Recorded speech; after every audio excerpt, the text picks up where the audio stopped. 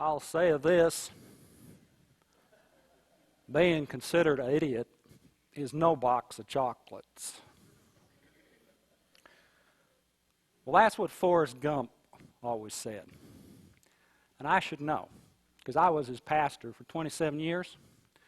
Reverend Bobby Lee Calhoun, bringing you all greetings from your brothers and sisters in Christ at First United Methodist Church in Greenbow, Alabama. That's where Forrest lived with his mama, Mrs. Gump. Now, the reason why some mean-spirited folk considered Forrest to be an idiot was on account of once they apparently measured his IQ being somewhere near 75.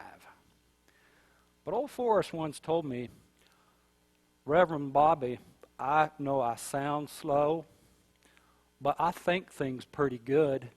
It's just when I try to say them, they kind of come out like Jell-O. And I think Forrest got it right. Because over the years, I heard him say some pretty profound things. Things you might have read right here in the good book. Kind of like gospel, if you will.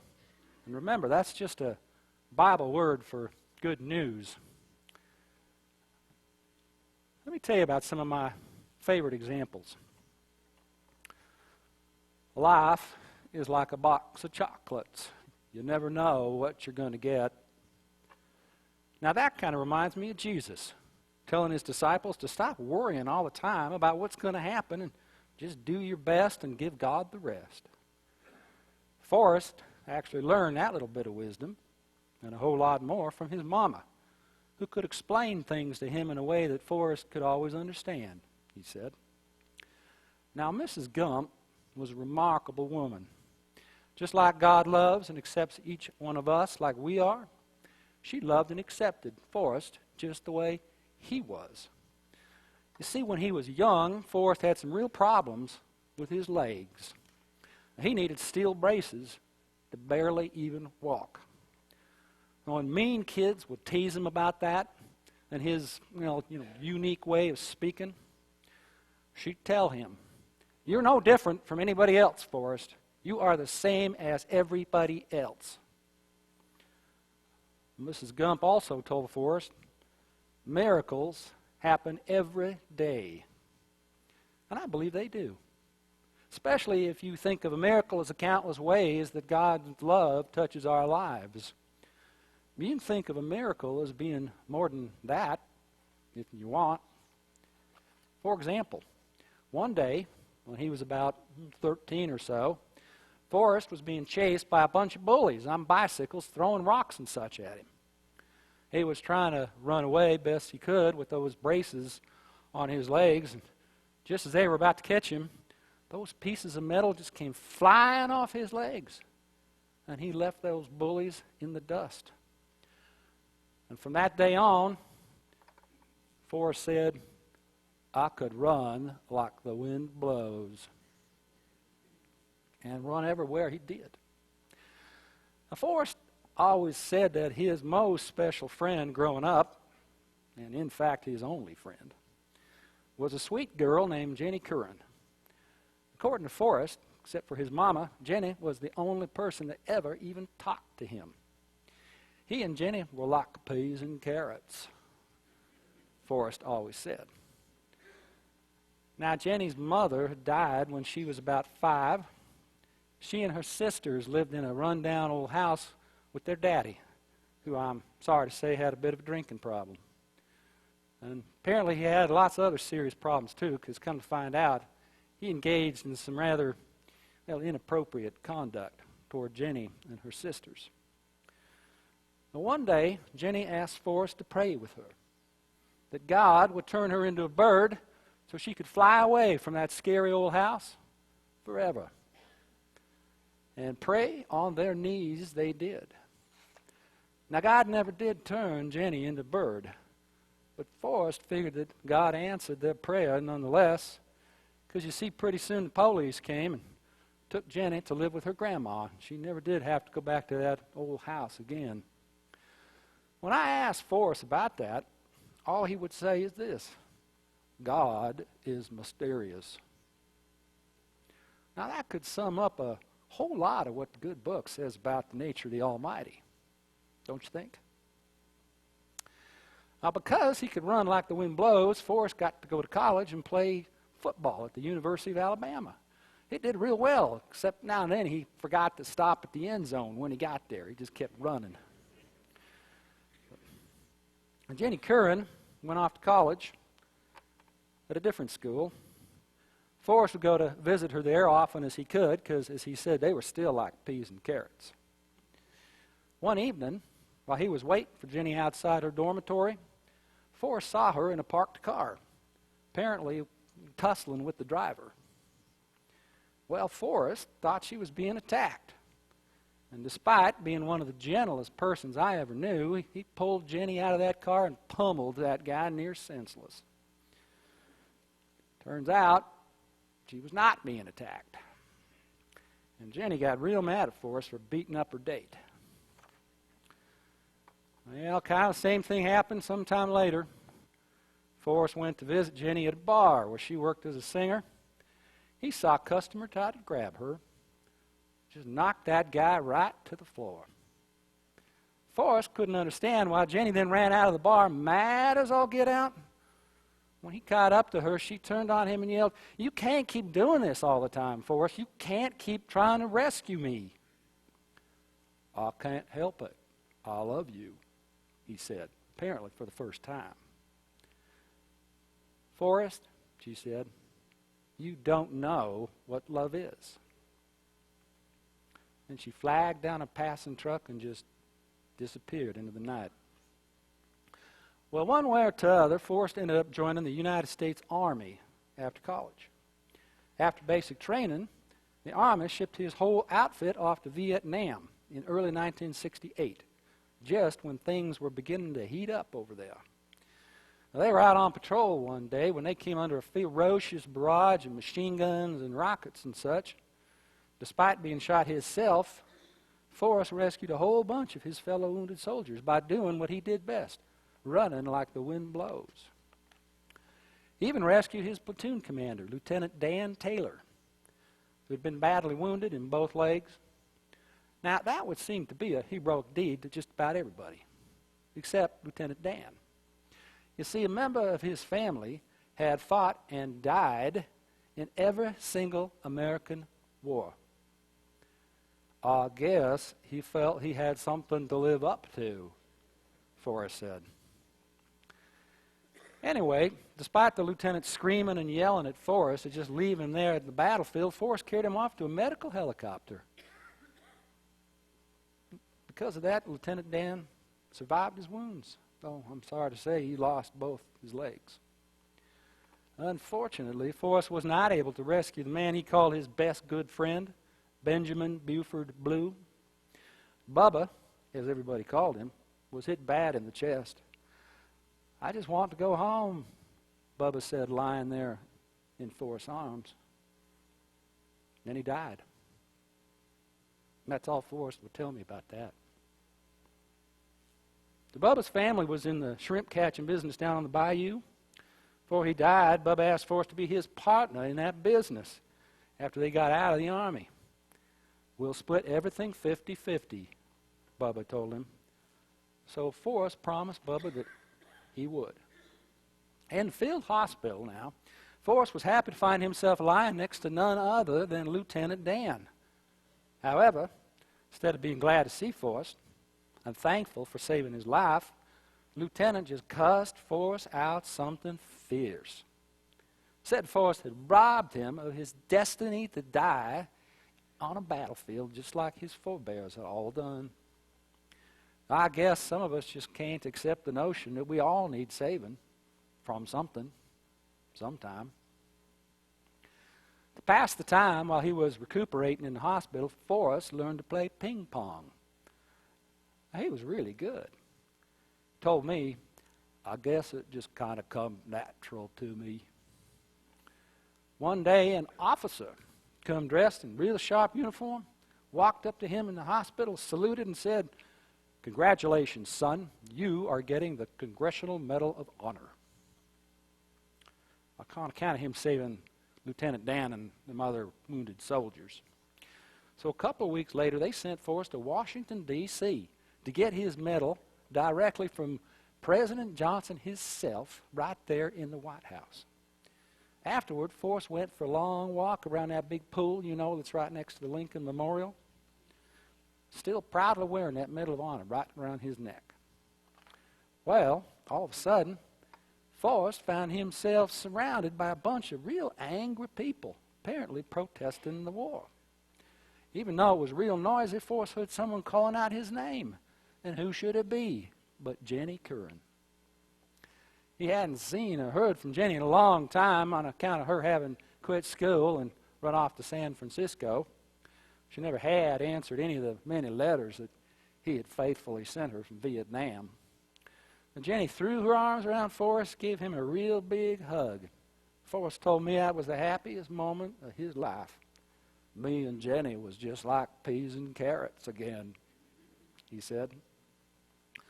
But later, Forrest saw Jenny get in an argument with the leader of one of the protest groups that was there that she was with. Now, he's an unpleasant fella by the name of Wesley, who just happened to be her boyfriend. Now, Forrest saw this fella haul off and slap Jenny right in the face. Well, y'all can probably guess what happened next. Wesley ends up on the ground, bloody, near knocked out, and Jenny gets mad at Forrest again. After things calmed down, Forrest said he thought Jenny should stay there with him instead of going back to California with Wesley. She said no, their lives were too different now. So Forrest took that Medal of Honor from off and around his neck and put it in her hand and said, "I want you to have this." "Why are you so good to me?" Jenny asked him. I guess she felt unlovable and just couldn't understand how Forrest could love her anyway, no matter what. Forgive her for whatever mistakes she may have made. Keep inviting her back, even when she kept pushing him away. That sounds like a pretty good definition of grace, wouldn't you say? So Jenny went back to California, but instead of sending Forrest back to Vietnam, the Army put him in a special unit so he could play on the All-American ping pong team, on account of him being so good. And he ended up starring in a famous tournament in China. Well, I guess they're all pretty crazy about ping pong. So when he gets back to the United States, Forrest says, "I was a celebrity, more famous than Captain Kangaroo." So off he goes to New York City to appear on the Dick Cavett Show. Outside the studio, who should Forrest find waiting for him in a wheelchair but Lieutenant Dan? Unfortunately, the lieutenant had slid into an abyss of anger and self-pity, which he tries to numb by drinking. He lashed out at Forrest, calling him all manner of bad names and saying in a real sarcastic voice, "They gave you, the Medal of Honor." Now, Forrest forgave the lieutenant for his angry outburst and stayed there in New York with him for the holidays in Dan's rather squalid apartment. One evening, while they were watching the Bob Hope Christmas special on TV, the one they'd always do every year for the troops, well, Bob and company all start singing that great hymn, Silent Night, when Lieutenant Dan asked Forrest, "Have you found Jesus yet, Gump?" "I didn't know I was supposed to be looking for him." Well, apparently the lieutenant thought that was funny too. But then he started ranting about the folks down at the VA always talking about Jesus. Jesus this and Jesus that, and have you all found Jesus yet? Dan said a priest had told him that if he just let Jesus into his heart, he'd be able to walk beside him in the kingdom of heaven. Can you believe that? The lieutenant asked Forrest. "Because of Jesus, I'm going to go to heaven and walk again." What a load of, All Forrest could think to say was, Well, I'm going to heaven, Lieutenant Dan. Simple testimony, a powerful testimony. But if it had any effect on the lieutenant, Forrest didn't tell me. Well, sometime later, the Army gave Forrest his discharge papers, and he ran straight home to Greenbow. Forrest's mama was real glad to see her boy, and she had some exciting news for him. A big sporting goods company had sent them a check for $25,000. That's a lot of money back then. For Forrest to promote that company's ping pong paddle on account of he was so good. Well, he took that money and ran straight down to the bayou to buy a boat and to go into the shrimp catching business with Bump's family, because that's what he promised Bubba, even though he didn't know the first thing about the shrimping business. When Forrest showed up at Bubba's house, unannounced and sight unseen, and explained his plan to Bubba's mama, she said, "Are you crazy or just plain stupid?" "Stupid is as stupid does," he said. You see, that was another one of his mama's favorite sayings, which could mean several things, I guess. In this case, I think Forrest meant that we should just do what we think is right, even if other folks at the time may think it's a little crazy, and just trust it's going to turn out okay. Like Jesus said, even a little seed of genuine faith can move a mountain. So with all his ping pong money, Forrest bought an old shrimp boat. Even though it was kind of run down and rusty, Forrest named that boat Jenny, because, he said, it's the most beautiful name in the whole wide world. Forrest went to sea in that old boat alone and found out, as he told me, shrimping is tough. Because when he pulled in his nets, he'd catch more garbage than shrimp. Then one day, who should appear waiting for Forrest on the dock in his wheelchair but Lieutenant Dan? Now, Forrest was thrilled, because back in New York, the lieutenant had scoffed at his plan to go into the shrimping business, cynically saying, "If you ever become the captain of a shrimp boat, Forrest, I will be your first mate." "Oh, Lieutenant Dan, what are you doing here?" Forrest said. Dan just said, "Thought I'd try out my sea legs." But the shrimping business was still tough. Even with a first mate, Forrest still caught more garbage than shrimp. "How are we going to find shrimp, Lieutenant Dan?" Forrest asked. "Well, maybe you should just pray to God for them, Gump," Dan said. So Forrest did just that every day. But he figured that God must have been pretty busy elsewhere, because he still kept catching more garbage than shrimp. "Where's this God of yours now, Gump?" the lieutenant taunted him. Well, according to Forrest, just then, God showed up. The Gulf was pounded by the worst storm in years, Hurricane Carmen, with howling winds and drenching rain that seemed driven by the wrath of God himself. And I guess Lieutenant Dan just went a little crazy then. According to Forrest, he hauled himself up the very top mast of that boat, and he shook his head at heaven, and he cussed out God, and he challenged him to a duel. Now, the good book tells us we're not supposed to try to take on God like that. But I believe God knew that Lieutenant Dan had hit bottom and that he needed a real shot at redemption. Or maybe God just decided that it was time to give Dan a break. Because when that storm finally blew over, only one shrimp boat had survived, the Jenny. Well, people still wanted their shrimp cocktail, of course. So with no competition, the shrimping business got real easy from then on, according to Forrest. The more shrimp they caught, the more boats they bought, until they had a dozen. Every single one of them named Jenny. They formed the Bubba Gump Shrimp Company, which, as I'm sure you all know, has become a household name. According to Forrest, we had more money than Davy Crockett.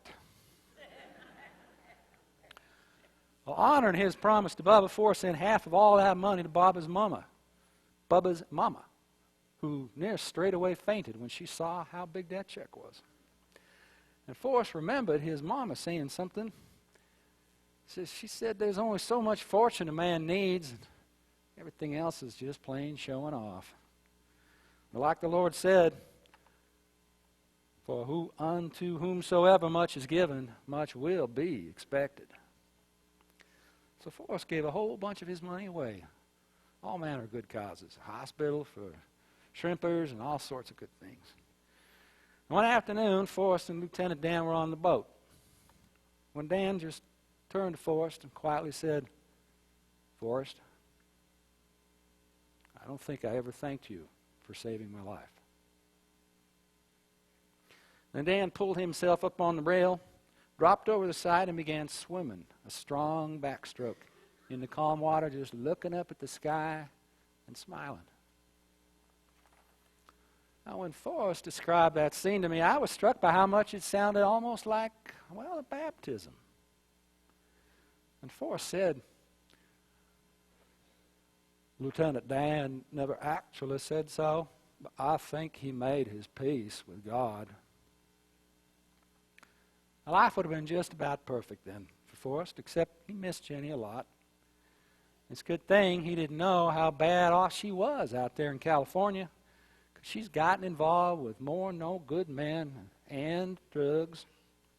One night, when Jenny was high as a kite, she hit bottom. She found herself standing on the railing of a high balcony, staring off into the night, and once again hoping that God would just turn her into a bird so she could fly away forever. I guess God figured that maybe it was her time for a shot at redemption, because she just climbed down off that railing, stepped around the guy passed out on the bed, and quietly slipped away into the night. Not long after that, Forrest and Lieutenant Dan were on the boat when they got a fateful radio call. Now, I can tell you all what happened then, but I'd rather show you. Because it turns out some folks in Hollywood made a movie about Forrest's life on account of him being a celebrity and all. A real nice fellow named Tom Hanks played Forrest, and I think he did a real nice job. And a great actress named Sally Field played Forrest's mama. That movie must have been real good, because it won all sorts of fancy awards. Watch this part of it now with me, will you? Forrest took his mama's death real hard. Thought about her a lot, especially at night. And the house was empty and there was nothing to do. He'd just sit there for hours staring. He was always thinking about Jenny. And one day, one of those miracles, the kind his mama always talked about, just walked right up to his house. It was Jenny. Come back to be with him. I guess that's just what Forrest needed, because he told me the next few weeks were the happiest of his life. He and Jenny were like peas and carrots again, climbing trees and walking in the woods. And Forrest did most of the talking, jabbing away about football and Vietnam and ping pong and shrimping and such. Jenny just mostly listened. One night, out of the blue, Forrest asked Jenny, "Will you marry me?" "You don't want to marry me, Forrest," she said. "Why don't you love me, Jenny?" he asked. And I guess he remembered what she'd said to him outside that bar the night the guy tried to grab her, because he added this, "I'm not a smart man, but I know what love is." And I believe he did. They spent that night together. For the first time, I guess they were more than just peas and carrots. In the early morning, Jenny left Forrest's Medal of Honor right there on the table, quietly slipped away again. So once again, Forrest found himself sitting alone in that house for hours, just staring. And one day, it just felt like running. For no particular reason, he said. So he got up and he ran all the way to town and past all the way through the county, all the way to the state line. He just kept going, all the way to the coast and back. And then he did it again, twice. Much of the time he was trailed by a bunch of news reporters and would-be disciples. By then he had real long hair and a beard and a mysterious demeanor. So I guess they must have figured he was some kind of Jesus in gym shorts.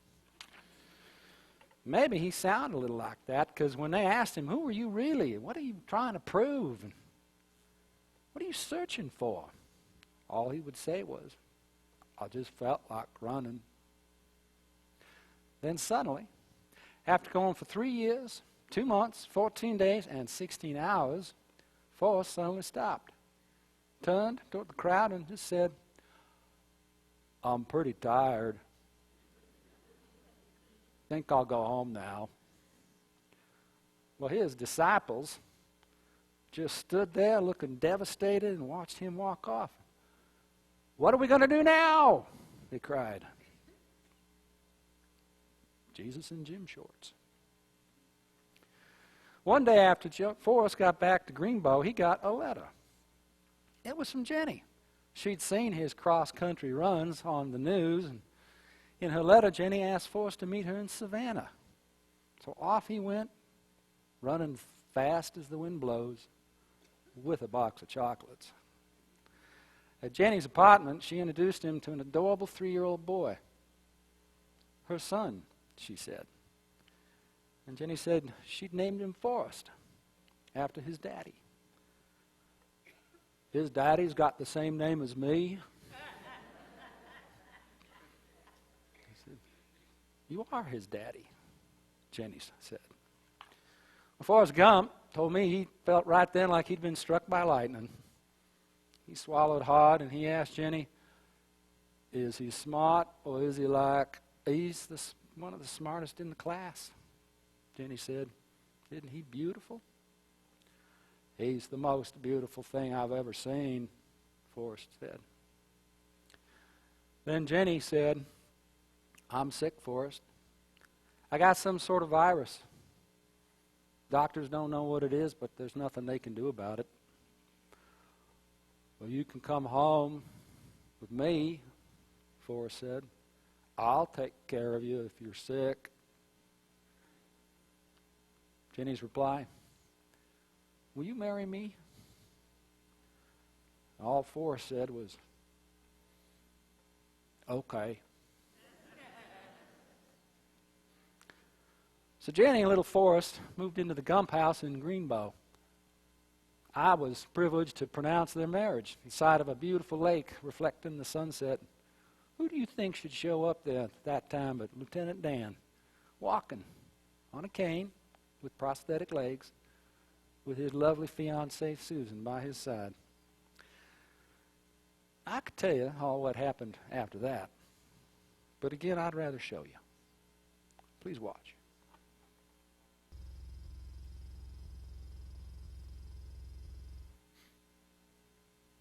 Beloved, life is like a box of chocolates. Miracles do happen every day. Stupid is as stupid does.